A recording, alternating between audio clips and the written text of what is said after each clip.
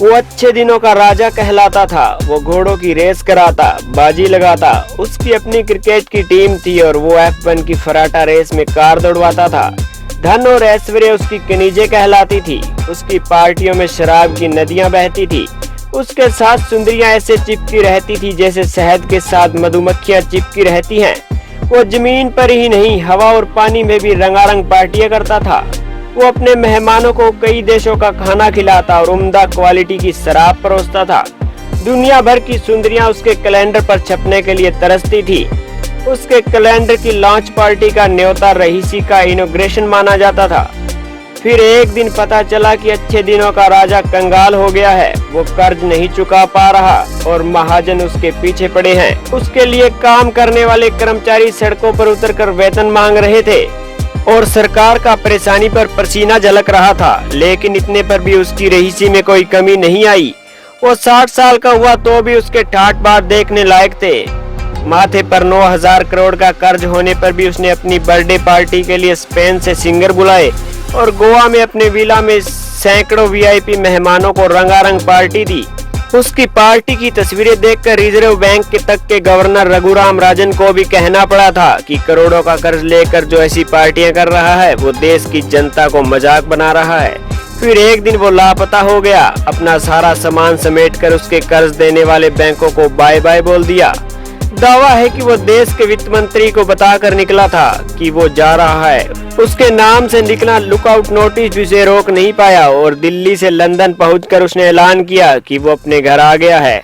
लगभग 7 साल का समय हो चुका है। इस ठग ऑफ हिंदुस्तान को वापस भारत लाने की हर मुमकिन कोशिश हो रही है, लेकिन ये ठग कानून के साथ आंख मिचौली खेल रहा है।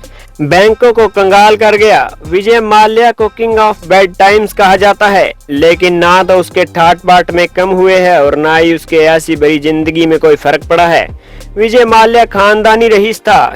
हिंदुस्तान में दारू बनाने वाली सबसे बड़ी कंपनी किंगफिशर को उसने बहुत कामयाब बनाया। वो ठग कैसे बन गया और भारतीय बैंकों को चूना लगाकर फरार कैसे हो गया, ये सब समझने के लिए आपको 17 साल पीछे चलना होगा।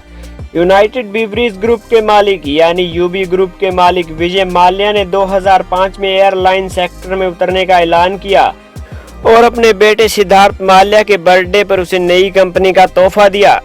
यूबी ग्रुप में उन दिनों स्पिरिट और बियर से लेकर केमिकल, फर्टिलाइजर, पेंट, न्यूज़पेपर और फिल्म मैगजीन के बिजनेस थे।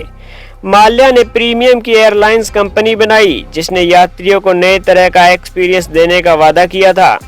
माल्या ने 70 हवाई जहाजों का बेड़ा बनाया और पेरिस से इंटरनेशनल एयर शो में एक साथ 50 एयरबेस खरीदने का ऐलान किया।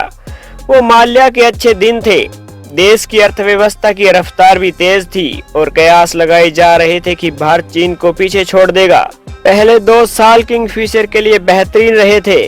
कंपनी ने मुनाफा भी कमाया और साल 2007 में किंगफिशर एयरलाइंस ने 550 करोड़ में एयर डेकन का सौदा कर लिया। लेकिन माल्या ने इस धंधे में अपना खानदानी पैसा नहीं लगाया था। किंगफिशर एयरलाइंस में लगा पैसा कर्ज का था जिसे 17 बैंकों से लिया गया था। इस कर्ज पर ब्याज की रकम भी अच्छी खासी थी। खुद माल्या किंगफिशर एयरलाइंस में 35 करोड़ 46 लाख रुपए की सालाना सैलरी देता था। कंपनी की दूसरी शाख खर्ची भी कम नहीं थी। साल 2008 से 9 की मंदी में हालात बदलने लगे। मुनाफा घाटे में बदल गया और कंपनी के कर्जदारों का ब्याज चुकाने में ही नाकाम होने लगी। साल 2008 में तेल के दाम बढ़ने से किंगफिशर को 934 करोड़ का घाटा हुआ जिसके लिए कर्ज लिया गया था। 2009 आते आते कर्ज बढ़कर 5,665 करोड़ हो गया जो ब्याज के साथ 7,000 करोड़ को पार कर गया। इस ठग ने IDBI बैंक को चूना लगाया। उसने किंगफिशर के कर्मचारियों को सैलरी देने के लिए 881 करोड़ का लोन मांगा। कंपनी के खाते में कुछ नहीं बचा था। माल्या ने बैंक अफसरों को 16 करोड़ की रिश्वत देकर लोन पास करवा लिया। लोन के पैसे मिले तो माल्या ने उसे किंगफिशर में नहीं लगाया बल्कि खोखा कंपनियों की मदद से उसने उस पैसे को यूरोप के खातों में पहुंचा दिया जहां इन पैसे से F1 रेस कराई गई। 2010 में विजय माल्या राज्यसभा के सांसद बनकर संसद पहुंच गए। उधर किंगफिशर एयरलाइंस के कर्मचारियों ने सैलरी के लिए सड़कों पर उतरना शुरू कर दिया और सरकार के हाथ पैर फूलने लगे। किंगफिशर की डूबती साख से सरकार को अपनी साख पर पटा लगता था। कंपनी को बचाने के लिए सरकारी स्तर पर कोशिशें हुई। खुद प्रधानमंत्री डॉक्टर मनमोहन सिंह ने ऐलान किया था कि सरकार इसे डूबने नहीं देगी। सरकार और आरबीआई के कहने पर स्टेट बैंक ऑफ इंडिया ने नेतृत्व में 17 सरकारी बैंकों ने किंगफिशर एयरलाइंस को दिए गए लोन की रिस्ट्रक्चरिंग की। रिस्ट्रक्चरिंग माने लोन चुकाने के शर्त और उसका शेड्यूल बदला गया। माल्या ने 4000 करोड़ का बताकर किंगफिशर ब्रांड गिरवी रखा। किंगफिशर को बचाने की कोशिश काम नहीं आई। साल 2011 में एक इंटरव्यू में किंगफिशर एयरलाइंस का लाइसेंस रद्द हो गया और कंपनी बंद हो गई। तब से कर्ज वसूली की प्रक्रिया चल रही है। माल्या भाग चुका है और बैंकों को किंगफिशर एयरलाइंस को दिए सारे कर्ज एनपीए में डालने पड़े हैं। कर्ज वसूली का आलम यह है कि माल्या ने किंगफिशर के जिस ब्रांड को 4000 करोड़ रुपए बताकर लोन लिया था, वो सब बैंकों को एक पैसे की भी रिकवरी नहीं हुई। इस ब्रांड की नीलामी के लिए बैंकों ने 330 करोड़ रुपए की रिजर्व प्राइस रखी थी, लेकिन कोई भी खरीदार नहीं मिला। गोवा में माल्या का किंगफिशर विला 3 बार की नाकाम नीलामी के बाद किसी तरह 73 करोड़ में बिक गया। गोवा में ही बना किंगफिशर हाउस 5 दौर की नीलामी में भी नहीं बिका।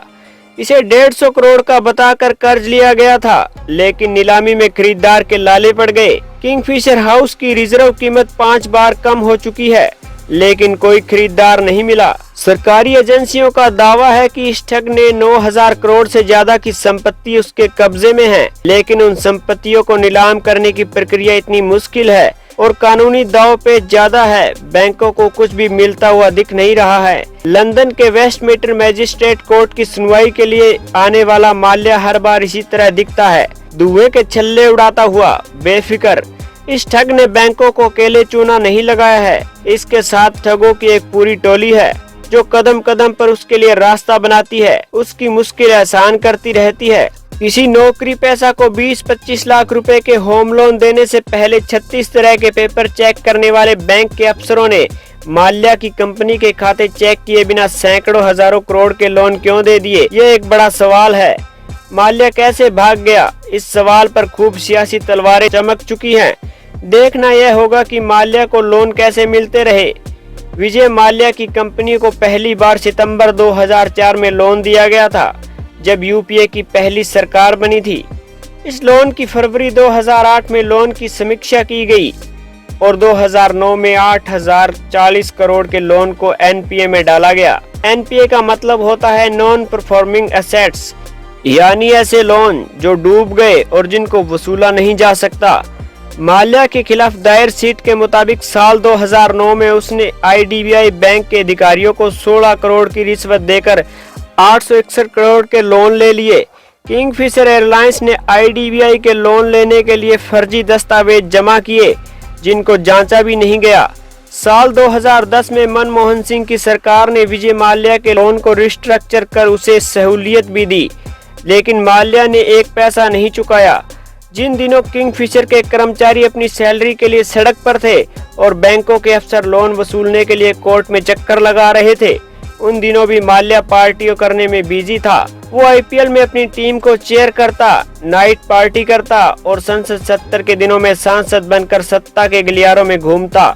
हिंदुस्तान के इस ठग का लंदन भाग जाने की कहानी भी कम चौंकाने वाली नहीं है। लोन डिफॉल्ट केस में 3 मार्च 2016 को सुप्रीम कोर्ट में सुनवाई हुई। 1 मार्च 2016 को माल्या संसद भवन में दिखा था। माल्या के नाम लुकआउट नोटिस जारी था और सभी एयरपोर्ट सतर्क थे, लेकिन 3 मार्च 2016 को तत्कालीन अटॉर्नी जनरल ने सुप्रीम कोर्ट को बताया कि माल्या एक दिन पहले यानी कि 2 मार्च 2016 को देश छोड़कर जा चुका है। विजय माल्या ने अपने महिला मित्र के साथ जेट एयरवेज की लंदन जाने वाली फ्लाइट 9W122 पकड़ी थी। कहा जाता है कि वो 55 सूटकेस के साथ लंदन गया। 9000 करोड़ रुपए से ज्यादा का लोन लेकर घी पी रहा विजय माल्या लुकआउट नोटिस होने के बाद भी 55 सूटकेस लेकर लंदन कैसे भाग गया, ये भी कम हैरान करने वाली बात नहीं है। आज तक इस बारे में आधिकारिक जानकारी सामने नहीं आई, लेकिन इतना जरूर है कि माल्या ने अपने पावरफुल कॉन्टैक्ट के जरिए सिस्टम में जो जुगाड़ बना लिया था जिससे वो लंदन निकल सके। सीबीआई ने ब्यूरो ऑफ इमिग्रेशन को 16 अक्टूबर 2015 को लुकआउट नोटिस जारी किया था। ऐसा लुकआउट नोटिस होने पर भी किसी भी इमिग्रेशन काउंटर पर पहुंचते ही पूछताछ और हिरासत में लिया जा सकता है। लेकिन करीब एक महीने बाद 24 नवंबर 2015 को इस लुकआउट नोटिस के संशोधन कर दिया गया। नए लुकआउट नोटिस के मुताबिक इमिग्रेशन अधिकारियों को माल्या के बारे में सीबीआई को सिर्फ सूचना देनी थी। लंदन भागने से पहले माल्या 2 बार विदेश गया और वापस आया। 1 दिसंबर 2015 को यह विदेश गया और 7 दिसंबर 2015 को लौट आया। 23 दिसंबर 2015 को माल्या फिर विदेश गया और 2 फरवरी 2016 को लौट आया। लेकिन 2 मार्च 2016 को माल्या देश छोड़कर गया तो आज तक नहीं लौटा। तो दोस्तों, आपको क्या लगता है कि भारत सरकार कभी विजय माल्या को भारत ला पाएगी और उसके किए की सजा मिल पाएगी? कमेंट में अपनी राय जरूर लिखें।